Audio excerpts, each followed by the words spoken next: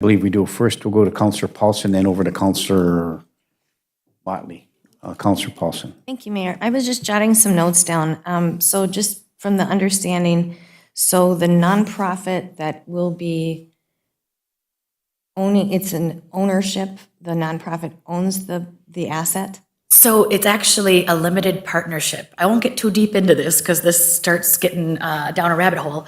But so essentially what we do is we create an entity that partners with this private investor. So the investor that's bringing in the millions of dollars partners up with us, and we own this project as a limited partnership.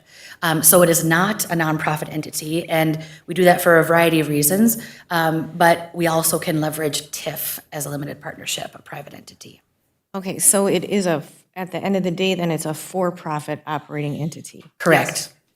Okay, so that wasn't necessarily clear with how you were describing that. Yes. So who are the partners that come to the table, and are they using tax credits to partner up with your nonprofit? Yeah, so we work with a variety of syndicators. That's what they're called. It's a fancy word, right, for the investor. So in a nutshell, if you can picture this, these syndicator firms are experts in figuring out what projects are a good investment. And so behind them, they have these funds, these investment funds. So they take these investment funds and they find a really good partner and a really good project. And so right now, Three Rivers works with a variety of syndicators, but we usually select nonprofit syndicators. So one, for example, is Midwest Housing Equity Group, or MEG. Another one is Minnesota Equity Fund, which is a Minnesota-based syndicator investor firm. And National Development Council is another.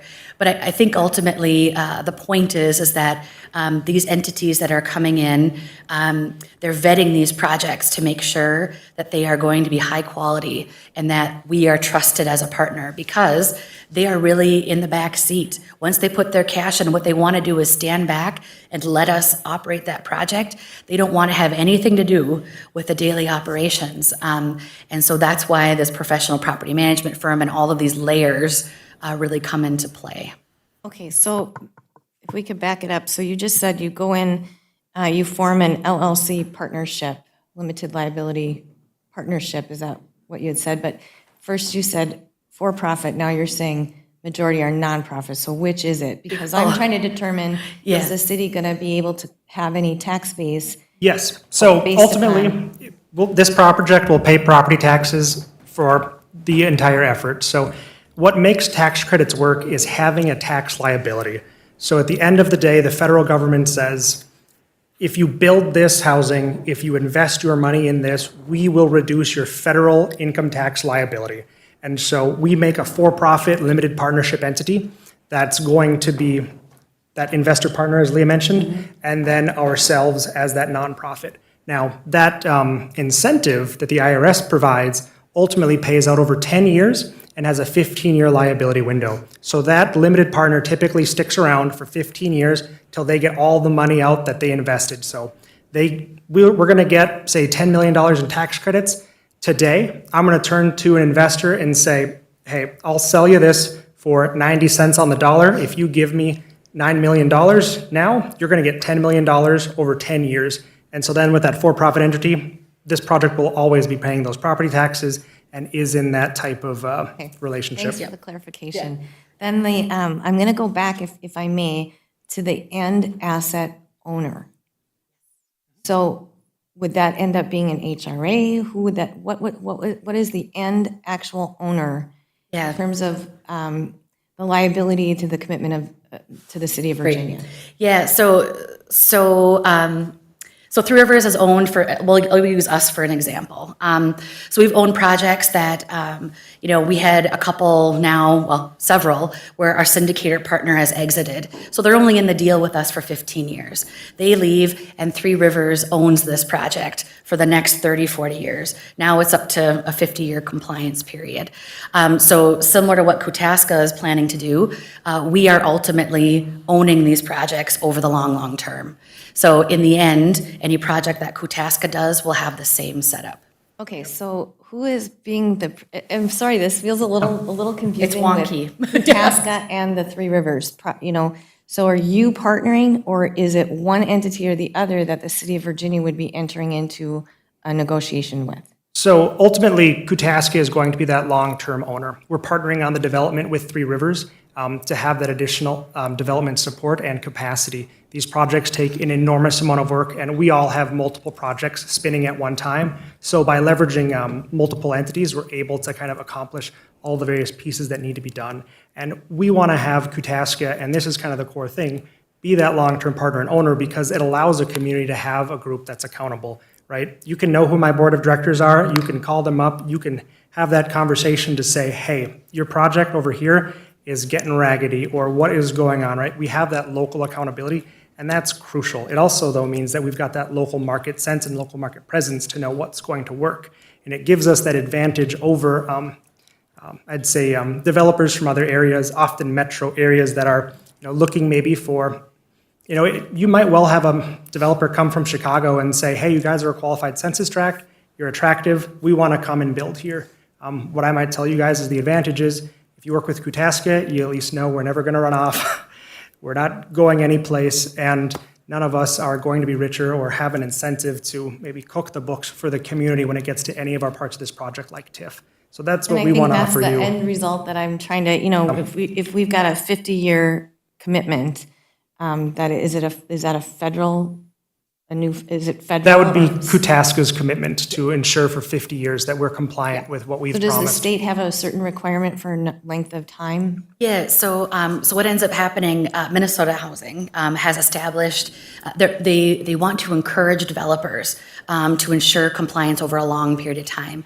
So what they do is they actually record a restrictive covenants against this project, showing that you must comply with these 20 things. Would that include like reinvestment at year 5 or year 10? Or You have to pass annual inspections, you have to have a high-quality project. They also make sure, and the way we underwrite these or structure these projects, is that every year we're putting in wads of cash into the capital replacement reserve. And ultimately, and Kutaska, we talked about this quite a bit, is that ultimately, we want each project that we have to be a great look back because we want to keep doing this work. So we have to make sure that after 16, 17 on and on years, we can point to that project and tell other communities, look at how great this is, don't you want it? And there's reasons I'm asking these questions because of maybe some past history that has occurred in the city of Virginia or even in the Quad Cities. So what I'm trying to ensure or assure is that there will be that commitment with reinvesting in whatever the criteria is going forward, where we've had people have made commitments and then we end up in a very bad situation with a population that's very needful, and it just gets more dilapidated, and eventually it's either a condemned or something happens, and then it needs to be demolished, it's on the city's dime. So I guess what I'm trying to determine is the end owner. And I know Dana's here with our HRA, and she can attest to how hard it is to balance the books when you've got mechanical HVAC systems going, elevators, the whole 9 yards. So, so anyway, I guess what I'm just trying to understand is your long-term plan that includes a maintenance overall for the length of that 50-year commitment. Yes. That the city would not have to worry that commitment would fall on deaf ears of an organization who should be around for a long time. Yes. Is that what you're committing to? Correct. Okay. Yes. So, and it goes beyond just a commitment. There's several layers of oversight to the developers and owners on these projects. And, it starts with our investor partners as well. They're going to be getting the books every month. And if we're not putting aside that required amount, that's the first, notice or flag that's going to go up. And then beyond that, it's Minnesota Housing. And beyond that, it's the IRS. So there are, many layers to ensure compliance and to guarantee these projects happen. Ultimately, as the government would say, we're giving you this equity to make a project happen. And they don't mess around when you abuse that. Sure. Last question, Mayor, if I Yeah, might. please, Okay. Counselor Paulson. So in Essentia's support letter, they discuss they discuss the need for their employees to have affordable housing, and then they also discuss their locums, physicians, or nursing staff that comes and goes, that travel in and out. They use the term long-term and not short-term. So these units are focused on long-term rental, not short-term rental. Is that correct? Absolutely. And is there any room in your plan ever changing to include short-term rental? No, it's ultimately, that's just too much risk to the project. Vacancy and turnover in units means units that aren't rented. These projects do have debt, and we want to have a good cash flow and good books. So for us, the best thing is to have as little vacancy as we can. Yeah, in compliance-wise, it's not allowed, so that's federally Okay, stated. so the city would be guaranteed that that would not be like a short-term? Correct, it cannot Issue. happen, yep. Okay, and then if Essentia goes forward, like they would be the leasee? No, they have to be excuse me, leased, no, they have to be leased by individuals. Again, blah, blah, How would blah, that tax work- credits. How would that work, though, if Essentia has those locums physicians that come in, and sometimes it's locums nursing staff, and locums means traveling. So how would that work, if that's a need that Essentia's putting forward in support of this project? How would that work in order to assist that healthcare entity to assure that their physicians or whomever is coming and going? A lot of ER doctors come and go on locums. So how would that assure that that's going to accommodate that need for Essentia? So the answer is partly twofold, and the first is much to do with the environment that we're in for housing. If we can imagine housing as a cycle, people move through different products over their lifespan. Typically, I would say in our region, we're suffering in two main areas. The first is senior housing, people 55 plus. What are those units people who maybe own their homes are going to move into? How does someone go from a two-story house with a basement that they're really only using the main floor on to maybe a one-level, lower maintenance product that they can manage? And that's one of those areas where we're really struggling. The other area is this kind of affordable space, these working families having that product that they can afford and use to build up their wealth. Having those ultimately helps make a stronger market when it comes to our single-family homeownership products, as well as our market rate rentals. And I would say it's kind of important to understand this from the perspective that the fewer units we have on the market and the fewer new construction units we have on the multifamily side, the less incentive market rate developers have to reinvest into their properties. And it's important to note this because we have a community here that has a college. And if there's one thing that college kids do, it's they'll rent anything, and they can drop the bottom out on your market quality. So having new developments on the affordable side, because those incomes, those people who are going to be, say it was that firefighter in town, he could rent at, Park Villa Apartments or Meadowbrook, or he could rent here. It creates competition in a marketplace where those other apartments were built in 1976. I don't know what those landlords are doing for investment, but speaking on that broader scale of like what makes a healthy environment, and it goes beyond just, any city, right? We have regional market for housing because people can travel, they can drive. So it makes a market healthier by having newer units built and newer units constructed. And it also addresses, a very real need for those nurses who are actually going to be living here long term.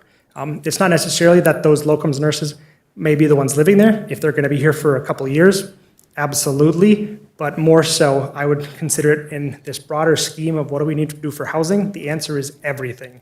The challenge becomes, though, in the current credit environment we have, and if you remember this slide earlier, we're likely going to see another drop like this. Cost of credit is rising. When I talk with banks, when I talk with lenders, their cost to lend to us is going up. It used to be, 2.25 points over the SOFR, the standard overnight financing rate. And we saw what that did, right? It So just, my question, Yeah. if I might redirect my question, Please. is that able to even happen then? If they have certain criteria, will it not be met or will it be met if they're having locums physicians, which is what part of their language is in their letter of support? please, Scarlett. So to address what you're redirecting, Madam Counselor, is Essentia has, in a sense, identified that housing does play a significant role in the health of people. Now, if we look at the amount of positions that are currently open with Essentia. They have over 129, and this is prior to their virtual job fair that they had.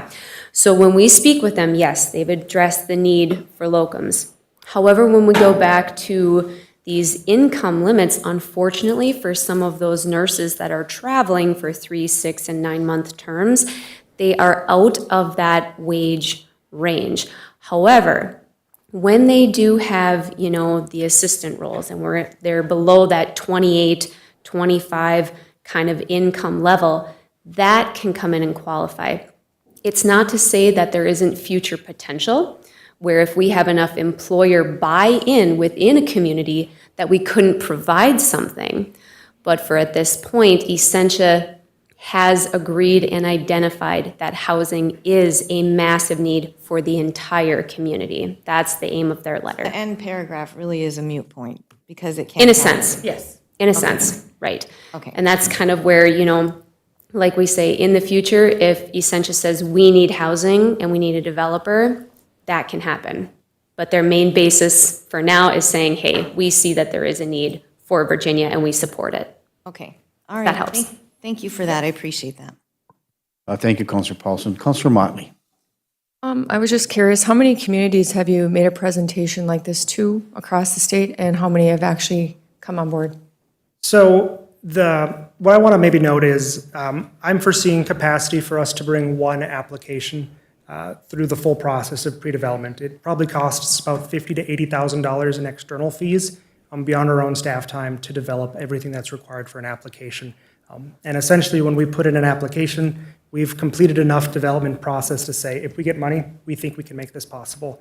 The other communities we're talking with very directly right now are the City of Grand Rapids and Cohasset. I've also had presentations and conversations with councils in Nashwauk, Keewatin, and staff in Deer River and other communities. So is I Falls the only one that's tagged on so far with building? That project is funded and is moving towards construction. So that's, as we look at our pipeline, you can consider projects that don't yet exist like this, and you could look at projects that are essentially in that process of construction moving towards lease up. And that's where I Falls is. So yes, so they are fully bought on, and that project is moving towards sticks and bricks. And how old is your oldest building that you've constructed? So the building that we're working on currently is 1914. Okay. So that's an Well, I'm adaptive just reuse. Wondering on a project like this that's been going on, that you already created and you're running, what's the oldest So one that you built, that you are, I guess, running? So presently, our challenge right now that we have in the environment is we don't have any existing nonprofit rural regional housing developers with LIHTC properties. So I've worked on 2 previous projects. Kutaska has our first project in construction right now, Which is I Falls. which is I Falls. So we actually don't know how this would play out running forward. I Falls will be the first. So this is where we come into play. This Yeah. is why Three Rivers is at the table. If it wasn't, if Kutaska had the experience that Three Rivers has, they wouldn't need us. So we're part of this project team because of that. So our oldest project right now is tax credit project only, is 17 years old. We have some that are much older that are not tax credit, but 17 years is our oldest tax credit project. And we have, I think it's 534 units on the ground right now that are up and running. So, and we've got another project that is, we have 2 projects under construction and one that was just funded. So this is an ongoing, long-term thing that Three Rivers has done. And so what our game plan is here with Kutaska is to help them continue building their capacity. So eventually, they wouldn't need an entity like Three Rivers to keep moving. And again, just looping back, the reason that we're doing this instead of Three Rivers just showing up here and offering to do this is that we want to build some local capacity. So there is a nonprofit developer in the region. Essentially as well, maybe the key thing to note, when it comes to the actual operation of the project, the property manager we're working with, Trellis, has about 4,000 units of LIHTC properties under management. So it's always a piece of who is performing which portions. So So who's the closest to the city of Virginia, I guess? we're right in Grand Rapids, so we would be the closest. Okay. Yep. I'm just going to throw this out there, but are you guys experiencing any crime or drugs in your facilities? So this again is where our property management comes into play. If that happens, like it happens in the community, then that person can't live there. So it's a zero tolerance for illegal drug activity in all of our properties, violent crimes, major property destruction, and so on. Yep. Thank you. Okay, thank you. So we have a question from Counselor Johnson. Great. Counselor Johnson, he's in the back. Counselor Johnson. I'm back here running cameras, so. So first of all, I really appreciate that you've come here today and that, from what my understanding, the city has very, very little, if any, liability moving forward once the project starts. This is a totally separate from the city. The only thing we're going to be doing is plowing the street up to your parking lot, and you plow from there. So I appreciate that. Appreciate the idea of the rental rates.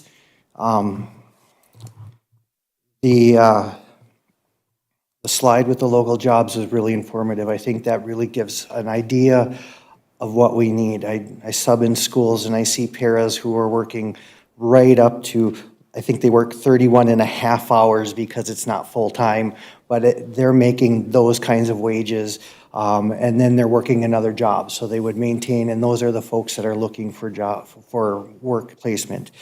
I see this, you're really community-based, and I like that. I like the idea of how we're going to be moving forward. To me, this is the missing step between what our questionable landlords in town are and quality living. Like, we've got plenty of people who can start out and pay for what I live next door to, what we've been dealing with in this building for numerous months. I also like the idea that this will be the example to start following up here. This is, to me, this is one of the start of several, hopefully, affordable housing projects in the Quad City, Laurentian Chamber area, because we don't have any place to put people.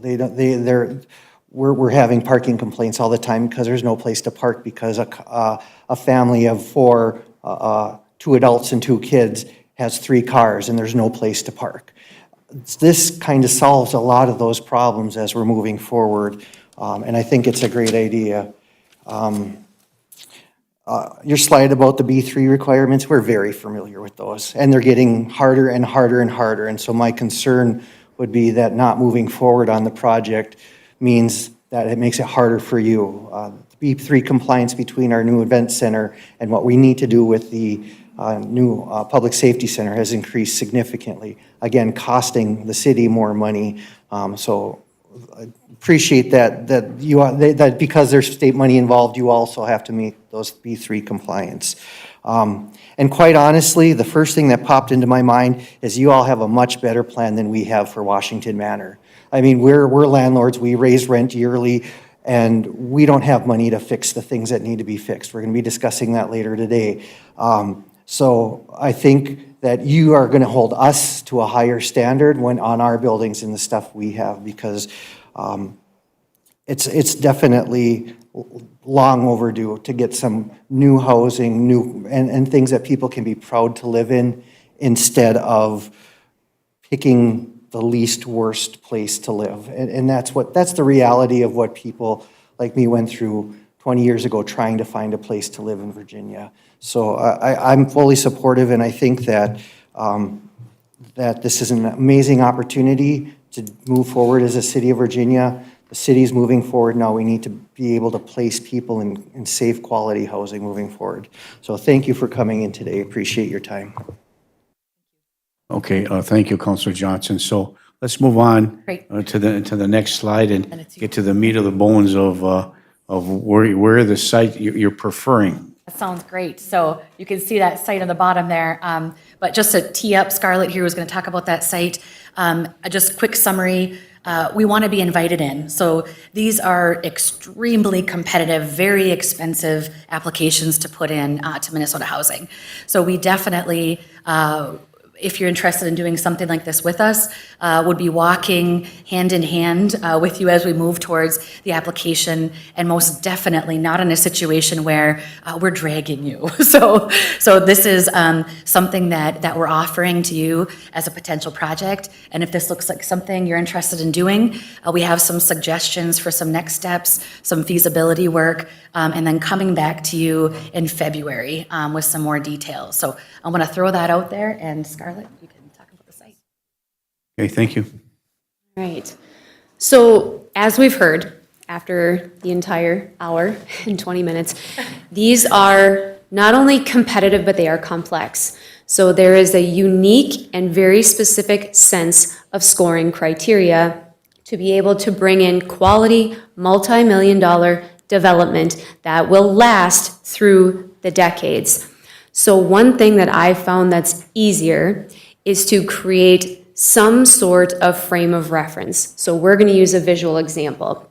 When we are talking with cities, we like to go through and kind of see, is this feasible? Is it possible? Is there something we can use as an example? If there is, we use one.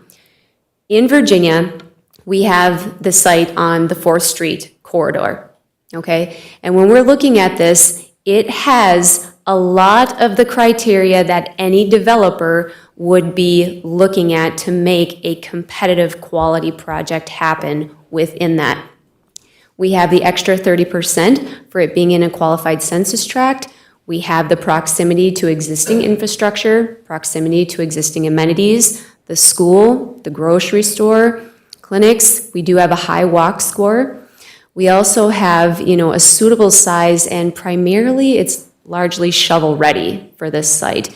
And it's owned by the city, and also to its outside of the residential neighborhood, where we're not placing it right in, say, like Jefferson Park, right in the middle of Northside. It's in its own little area. And if we were to go back and take a look at the quality of how it's changed from the 1976 buildings, from the 1980s, these are quality buildings that can actually fit and become an asset. And it's a key thing to note that we don't want to take an asset away from Virginia. We want to build an asset with Virginia, for Virginia, and housing within Virginia. So we're going to have Isaac talk a little bit about timeline. Does anybody have any questions on the potential site or the preference of the site? No? No? Ultimately, we've got a handout with yourselves on some site characteristics. We absolutely, as Scarlett said, have a preferred site. That doesn't have to be the place the project ends up, though. There are a lot of things that we need to have fall into place. And typically, Liz had asked a question, what communities are we working with? One of the asks I typically have for a community is to acquire the site for us.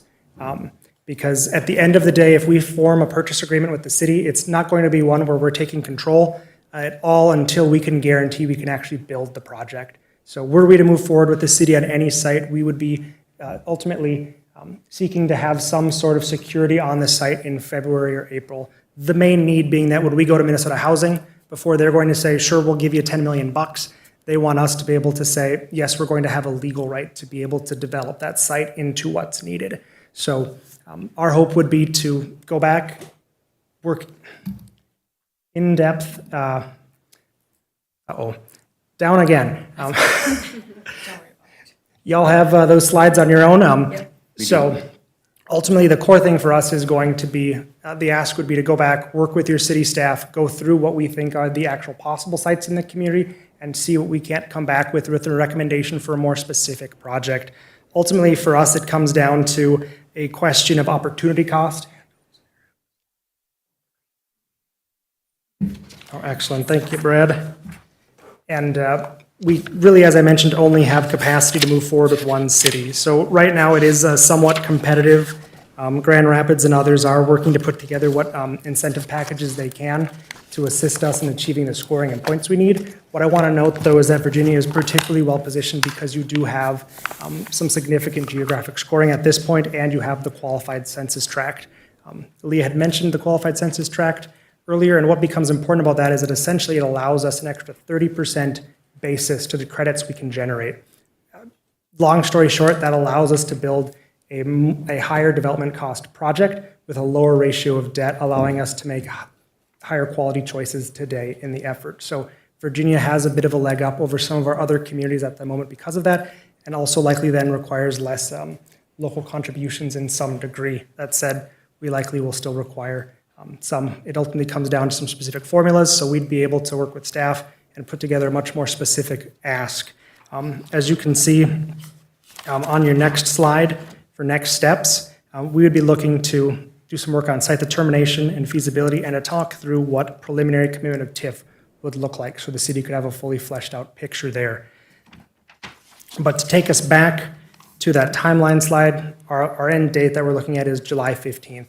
But well before then, and before we put in an application, we need a community that wants to say yes, and we'd be looking for that direction from the council for us to be able to work with your staff, come back in February if this is something you want in your community. That's ultimately going to be the decision. If you say yes, if we can find a site, if we can secure that site and determine that it is feasible, because at the end of the day, we won't do this unless it makes business sense for Kutaska to invest all the money it's going to take to make this project possible, which it can be well over $250,000 to $1 million, depending on what stage and when we actually get compensated for our efforts. But we'd be looking at probably starting construction in spring or summer 2024, and maybe having a project fully completed 12 to 24 months after that. So even if you guys said yesterday, everything went great, we'd be looking at late 2025, early 2026 to actually have a project leased up and operating. Okay, thank you. Questions? Counselor Paulson? Thank you, Mayor. Okay, so I just was hopping on Three Rivers website and was clicking on some of the buildings and the units, and it's being managed, it looks like they're all being managed by Lloyd Company in Mankato. Yep, you got it. And so are they boots on the ground managing, or are they managing from Mankato? No, we have on-site property managers. So essentially, really briefly, how they structure it, we have a regional manager that's sort of the boss of a few properties that are in close proximity to one another. And then we have on-site property management staff that staff those sites. And then on top of the on-site, we have maintenance staff. So depending on proximity, again, the maintenance staff could be on-site, or they could be sharing maybe two buildings that are close to one another. Okay, and then some of those looked like they were very older buildings, maybe 70s, some of them maybe 60s on your website. So we acquire and rehabilitate USDA RD properties that are, you nailed it, they are 70s and 80s. Yep. And so how much new construction have you guys actually done? Yeah, so 638 units. You're challenging me off the top of my head now. Okay, but you've had experience. in Oh, that. yeah, Okay. yes, Okay. yes. And then, so I have a question regarding the feasibility criteria that you were just discussing. Could we get a copy of what that feasibility criteria is? So if we do maybe look at other land options, we can understand what those criteria are that need to be met. Absolutely. Because you're getting scored based on, you're getting points based on that feasibility. Yep. Is that correct? So Scarlett's going to pass out essentially some of the project site characteristics we look for. Then there's also a self-scoring worksheet. That's in our packet, yeah, okay. So that has about 240 points that any project could select. And essentially that gets into some very deep technical considerations that probably don't lend themselves best to a public presentation, but that we would kind of go over with staff. And essentially we would make a number of selections there. They're ultimately going to be very site dependent. And that's what determines for us what we think is going to be feasible, because we need to hit a certain score before we invest the funds You in. can move forward on your end. Yep, so, yeah. Okay, and I guess I want to just, on the record, have one other note, that we have an existing development agreement with a developer right by the Iron Trail Motors Event Center for a hotel slash, and I think this is going to be phased in, short-term or long-term rental units. So, and I think his projection was 40-something units for long/short-term rental. And then I don't know how many hotel units, 54?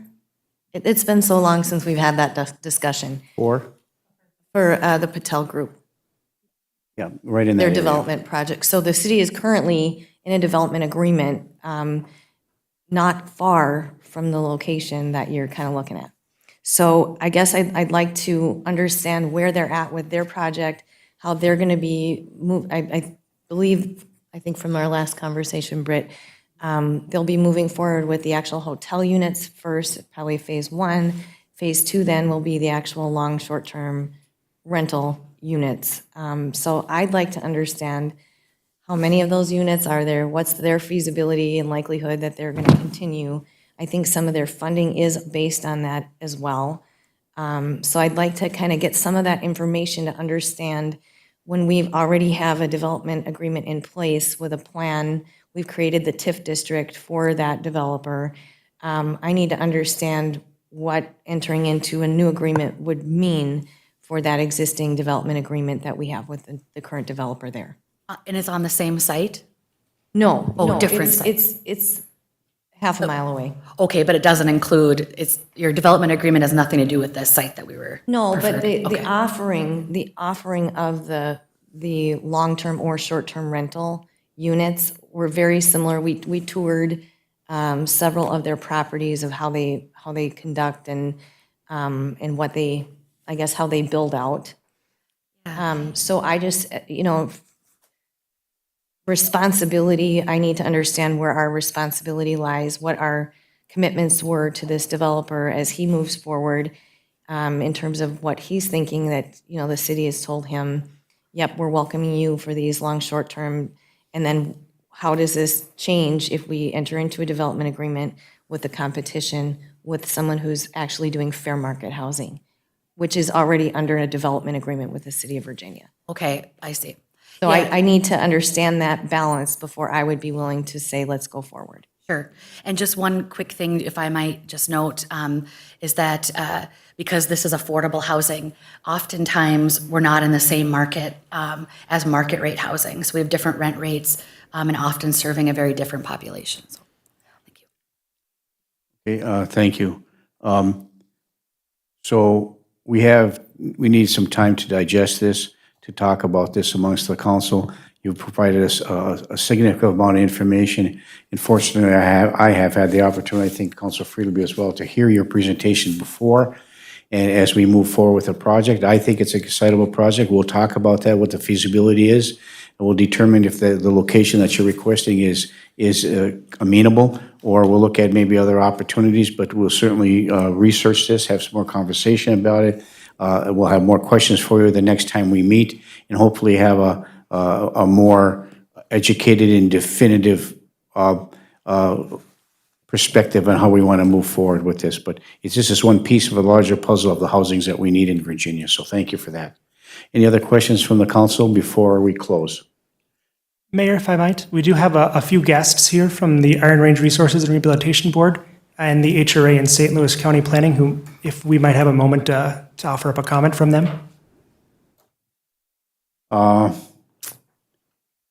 Sure. Thank you. Actually, maybe I can tell you have a little apprehension today, Mayor. So maybe I'll just put it out there that I would be willing to meet with you or any council members. I have some experience working with Three Rivers. I've contracted with some other HRAs to provide them assistance. And maybe another time would be a good time also to talk about Section 8 vouchers and project-based vouchers and how the HRA can partner with Kutaska and Three Rivers in this project to make their application stronger, if that would work. Yeah, I think that would work. I think this is a larger conversation, would take up a significant amount of time, which we should, when we meet and confer together, we certainly would ask all interested parties and parties with experience involved to come in. And you, of course, Daniel, who has been managing our system, our Washington Manor and the others for a long period of time. Your expertise and input is imperative as we move forward, so thank you. Perfect, thank you. Thank you. Brad Gustafson? I'll be quick, Mr. Mayor, councilors. I'm Brad Gustafson, the Community Development Manager at St. Louis County. St. Louis County has been working with Kutaska Community Action for over 20 years in administering some of our home investment partnership funding, which is HUD entitlement programs through a consortium, which is the 5-county area. This is an incredible opportunity for the city of Virginia. The timing with, getting rid of 42 homes on South Side and having potential 42 more low-income housing brought to the community is an incredible opportunity. This one project or, the hotel, if they're gonna do any long-term, short-term, or any other development, isn't gonna fix the housing issue in Virginia. It's gonna be a multi-pronged problem that needs to be addressed over time. The location is perfect. It's, they had mentioned it's walkable. A lot of the employees at the college, school, dental offices, the hospital are right there. There's going to be close proximity to a daycare hopefully soon, right down the road. So Virginia is a low-income community. And so this project will benefit housing for low-income people. So we just held the a housing summit in November. Councilor Johnson was there. Beforehand, we had the communities fill out a survey, and Mr. Mayor was there. 17 respondents said housing was a concern in their city. 88% said there's lack of housing. And then the top 3 housing needs for their community was affordable housing, senior housing, and market rate housing. So this would help address some of that. The type of resources do cities need to complete housing is funding, developers such as Kutaska and Three Rivers, and grants and loans, which, they have experience in obtaining. So I just wanted to share that. The city's biggest developer right now is Habitat for Humanity, which they're building maybe 1 or 2 homes a year in the city of Virginia. To do 42 units would take 30 to 40 years. So again, this is another great opportunity. I think that was it. Well, thank you, Mr. Gustafson. I think we're all excited about the project itself. It's we have to meet and confer, get our eggs in one basket, get a consensus moving forward, and then determining a location, a site for this project. So thank you. Please, for the record, your name and welcome. Honorable Mayor, council members, my name is Whitney Ridlon. I'm a community development representative at the IRRB, and the agency has been hearing from businesses across the region that housing is a major issue and a barrier to attracting and retaining workers. The agency is supportive of housing projects that support our region's employers and their workers. So I just want to say that we are here at the table and we'll be a partner in any housing projects that are community priorities in the city of Virginia. So, thank you. And I don't think it's a big surprise that we'll be coming for you for some expertise and assistance. Thank you, Whitney. Okay, any other final comments from Kutaska before we move on to the next items on our agenda? Thank you so much for having us, and we'll look forward to hearing from yourselves and city staff as you move forward. Okay, well, thank you very much. Let's see, Scarlett, Leah, Isaac, and Chris was on the line. Thank you very much, and Whitney, Brad, and Dana, thank you very much. Councilor Johnson has a final comment or question. Councilor Johnson. I would move, since this is a special meeting, to put this on the committee of the whole agenda for next week so that we can get some answers to you folks as soon as possible. The needs of the community have a timeline, whether or not you have a specific one. I feel like we need to get moving on this, and if it's not going to work, then you need to know so someone else can get this benefit to their community. So I appreciate it. So I move that this be put on the committee of the whole for next meeting, please. Thank you. Thank you, Councilor Johnson. Moves to move this subject for discussion at the next committee home meeting, which will be this next Tuesday coming up, and support by Councilor Freelieb. Is there any further discussion? Councilor Motley. Could I move to table this for further discussion? Could I make a motion to move this? You can table motion, yes. Could I move to, make a motion to table this for further discussion? You can, our goal is to discuss it at the next committee of the whole meeting. That would be the purpose of it, but you can certainly make a motion to table if you wish to do so. And we'll offer that motion and support if that's the case. I would support that table Are motion. you moving to table? Counselor Motley moves to table, supported by Counselor Paulson.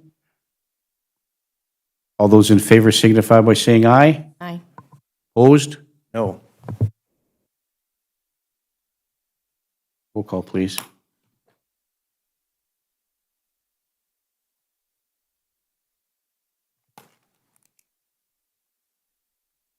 Sally? Yes. Duffy? Aye. Motley? Yes. Friedlieb? Paulson? Yes. Beyondich? Johnson? What is it? 3, 4 against? Sorry, 2. 5 to 2. I'm sorry. 5 to 2, 5 yes. 5 yes and 2 no to table? Correct. Okay. All right, thank you. If you're interested, we can. We will. Thank you very much. We'll organize some kind of a meeting moving forward. There's a tabling motion right now that's been supported, so we'll figure out another avenue for discussion in order to maintain some of a timeline to meet your requirements and the requirements of the needs for our community. So thank you, everybody, for coming. It was really informative. Same presentation you gave us, and I had a lot of questions at that meeting. I thank you for the patience for that, and again, today as well. So thank you very much. Have a great day. Stay warm. Have a safe trip back.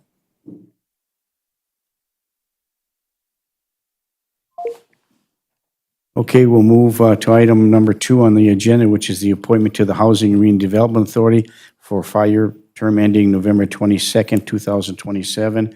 And this is like a mayoral suggestion and appointment. So I'm asking for support to assign Dennis Hendricks to the Housing and Redevelopment Authority for that period of time.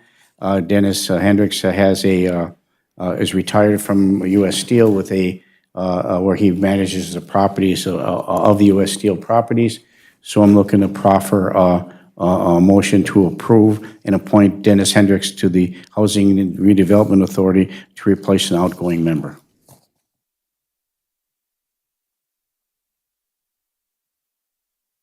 I'll move to approve. Thank you. Councillor Paulson moves to approve. Is there support? I'll support it.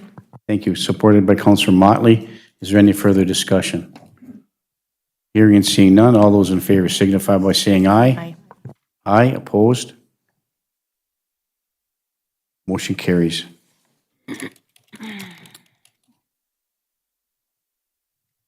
item number 3 on the agenda is a Personnel Committee meeting that was held on January 24th, 2023. The purpose was to meet and interview applicants. First 3A is recommended by the Personnel Committee, the appointment of 2 members to the Park and Rec Commission for a 3-year term ending February 1st, 2026. And it was moved and supported, moved by Councilor Friedli, supported by Councilor Beyondich to appoint Carly Golbatz and Christy Hill to the Park and Rec Commission for a 3-year term ending February 1st, 2026. This is their recommendation. Based upon the interviews, do I have a motion? Move to approve. Was that? Councilor Paulson moves to approve those appointments. Is there support? I'll support. Support by Councilor Motley. Is there any further discussion? Hearing and seeing none, all those in favor signify by saying aye. Aye. Aye. Opposed? Motion carries. 3.B, appoint 2 to the Library Commission for 3-year terms ending February 1st, 2026. It was moved at the Personnel Committee by Councilor Beyondich and supported by Councilor Friedlieb to appoint Jan Pepajak to the Library Commission for a 3-year term ending February 1st, 2026. Were there, Moved by Councilor Paulson. I'm sorry, Councilor Paulson? just clarification, are we taking each name individually? Because there were 2 names I see just one. Approved. Oh, I'm sorry. Where? Yeah, two motions on that one. This is the first one. And then there's the second one. No, well, there's two for the library, correct? What do I have? Where do I have that? Because they skipped.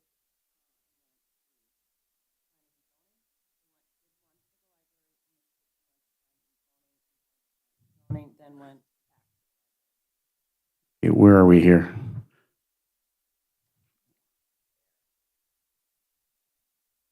There's only one, okay. Is there another one?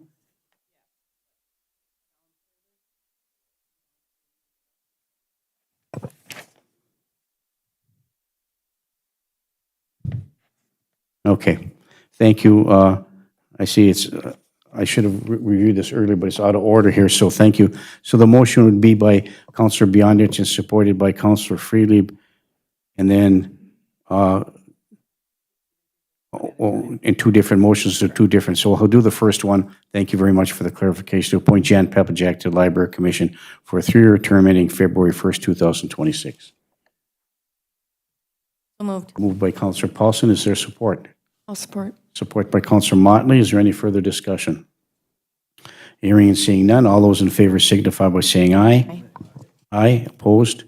Motion carries. And then move it down, back down, moved by Counselor Freely, been supported by Counselor Paulson to appoint Jean Blevins to the Library Commission for a 3-year term ending February 1st, 2026. Moved. Move to approve by Counselor Paulson. Is there support? Is there support? I'll support. Support by Counselor Motley. Is there any further discussion? Hearing and seeing none, all those in favor signify by saying aye. Aye. Aye. Opposed? Motion carries. Moved by Counselor Freely, been supported by Counselor Beyondich to appoint Merrick McReynolds, Pellinen, and Robert Henderson to the Planning and Zoning Commission for a 3-year term ending February 1st, 2026. Moved to approve by Counselor Freely. Is there support? Support. Support by Counselor Beyondich. Is there any further discussion? Hearing and seeing none, all those in favor signify by saying aye. Aye. Aye. Opposed? Motion carries. Okay, we have two separate motions here for the Department of Public Utilities. Moved by Counselor Freely, supported by Counselor Beyondich to appoint Charlie Baraboo to the Public Utilities Commission for a 3-year term ending February 1st, 2026. So moved. Moved to approve by Counselor Paulson. Is there support? Support. Support by Counselor Beyondich. Is there any further discussion?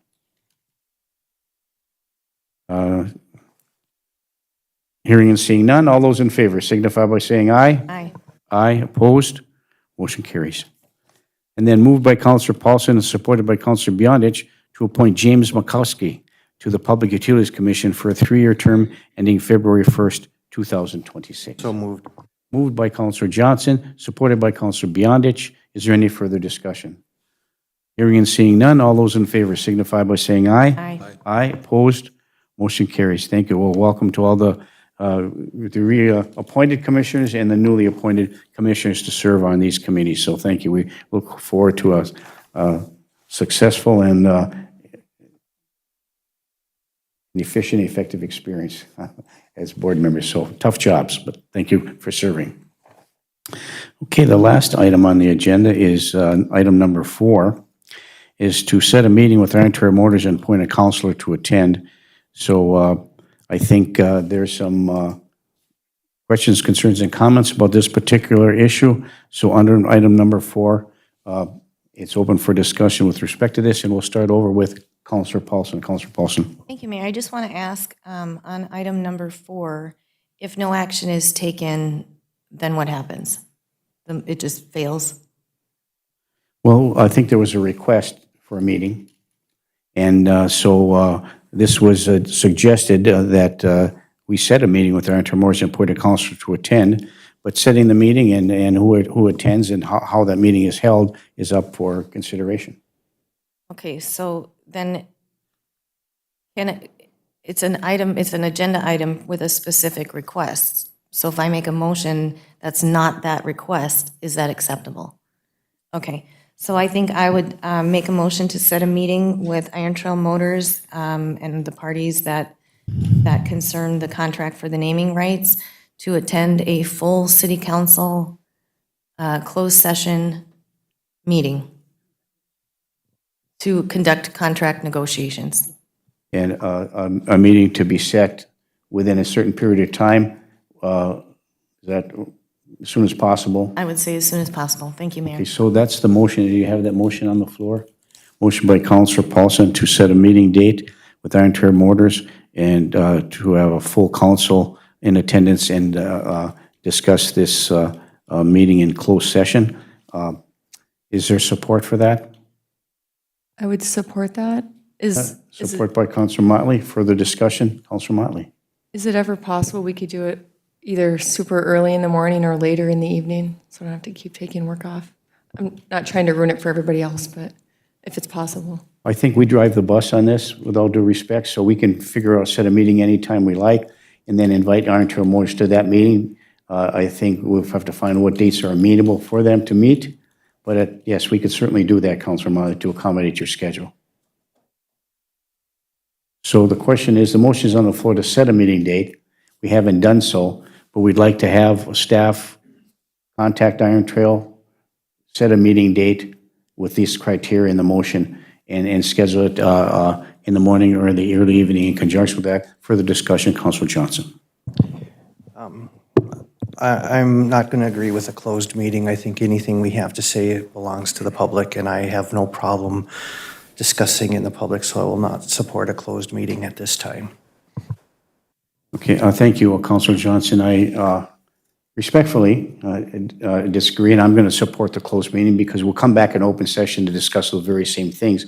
But if there's some discussions or negotiation strategies that come forward as a result of that, I think it's open up to the public, but I do understand your concerns with respect to that, Councilor Johnson.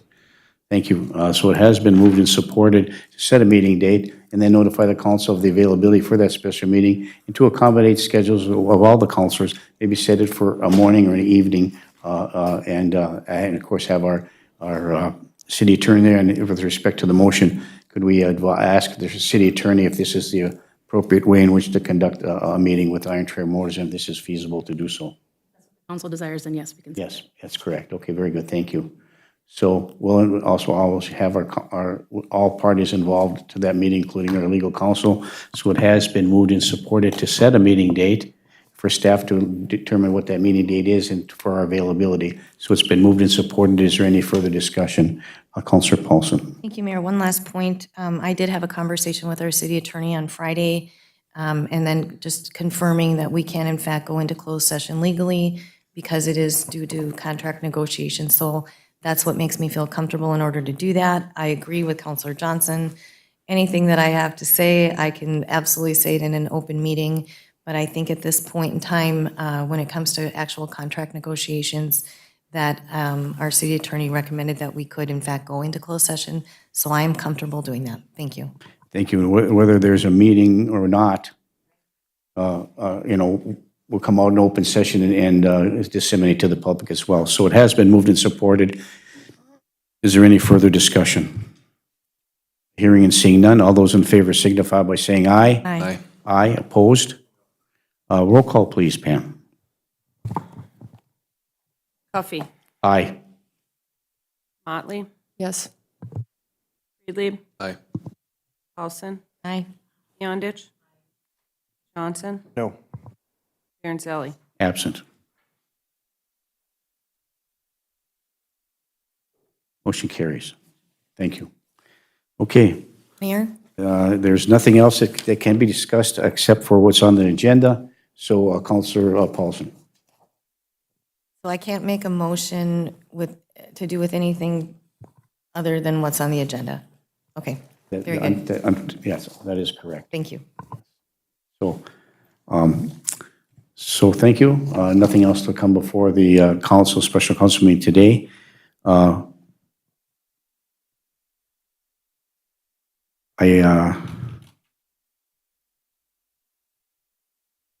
Not that it matters if I change my vote or not, but I was remiss in the motion with respect to moving the discussion with Kataska over to the committee of the whole meeting. I really wanted to vote for it, but I didn't. I voted the other way. But my vote has to stand the way it is. So, thank you. Nothing else to come before the special council meeting today. We'll stand adjourned so you all can get to your appointments. Clarification on an issue though, like when a motion has been made, a tabling motion can supersede that then? Tabling motion overrides. Correct. And there's no discussion. We Guys cannot can't talk be about needed. it until it's brought back up again. Yeah, Can't even, okay, okay, yeah. okay. Thank you. Okay. We stand adjourned at 10:54 a.m. So you guys get your current appointments. Thank you. We stand adjourned.